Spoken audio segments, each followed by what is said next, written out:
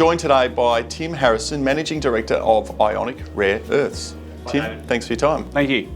As the name suggests, rare earths is the focus. Ionic Rare Earths is the focus. Primarily Uganda. You picked up a project there in 2019, but you've been extremely busy. That's right. Since August 2019, we've taken a greenfield project all the way through, building a massive resource, completed a feasibility study on the first stage of the project, and beyond that we've got further exploration potential, and we'll be drilling again very shortly. Why is this project so globally important?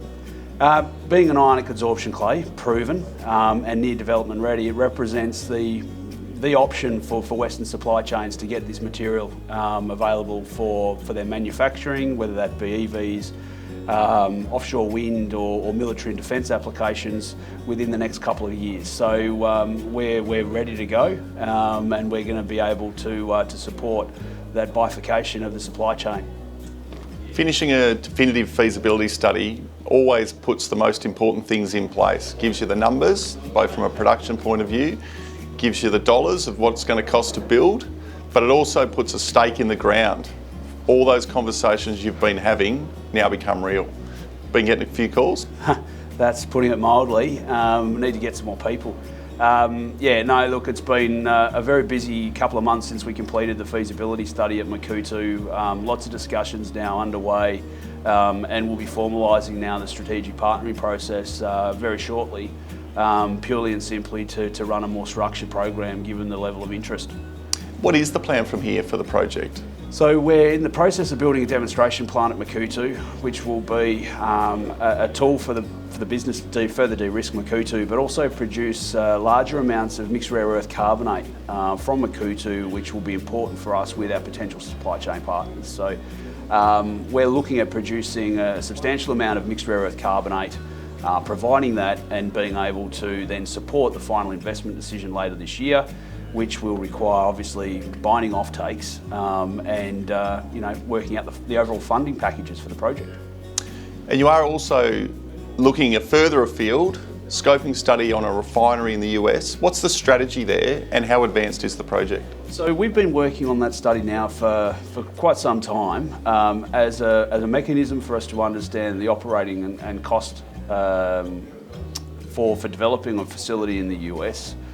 We do have a product that has an appreciable and growing demand in a market such as that because of the requirement for heavy rare earths in obviously the energy transition, but also in the defence complex.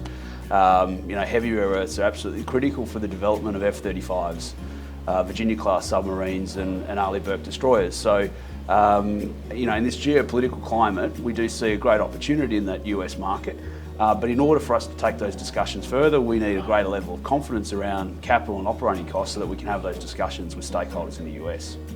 And what's the next steps there? So we'll finalise that study. That will give us a very good discussion tool to have with stakeholders in the US, and then we'll work through that process.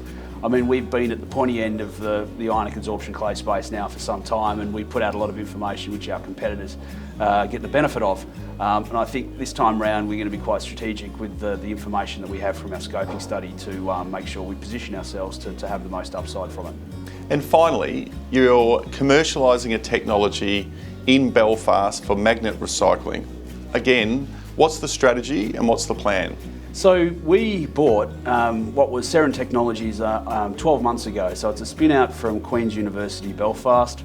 They've demonstrated the ability to separate heavy rare earths, refine them to high purities. We've taken that technology and we're applying it now to magnet recycling. We're excited about it because it's actually our ability to now use secondary source materials to start to build the green shoots on supply chain ex-China. So with that technology, we'll be able to produce magnet rare earths that we can then work in partnership with metal makers, alloy makers and magnet makers, integrating into new supply of magnet production that'll be developed over coming years. But through that, building the relationships that ultimately Makuutu will be the beneficiary of. So becoming more integrated in the supply chain rather than just a miner, I think is a great opportunity for the business long term. A globally significant project, a global footprint and global plans. Exciting times ahead for Ionic Rare Earths. and its shareholders. Tim, thanks for your time. Thank you, David.